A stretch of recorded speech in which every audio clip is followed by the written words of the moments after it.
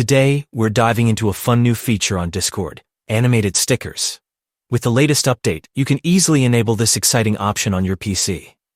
Let's walk through the steps to get you animated stickers working in no time. First, go ahead and open the Discord app on your PC. Make sure everything is updated to the latest version so you can access all the new features.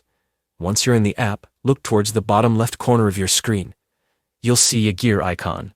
This is the user settings. Click on that icon to open up your settings menu. Now in the settings menu, you'll want to navigate to the accessibility section. You can find this option on the left side of the screen. Click on accessibility and prepare to enhance your Discord experience. As you scroll down, keep an eye out for the option that says Always Animate. This is the key feature that will enable your animated stickers.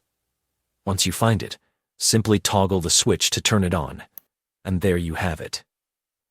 Now that you've enabled Always Animate, your stickers will come to life in chats, making your conversations even more engaging and fun. Feel free to test it out by sending a few animated stickers to your friends, and watch as your chats transform with vibrant movements and lively expressions. That's it for today. Enjoy your new animated sticker feature on Discord, and make your messages stand out like never before.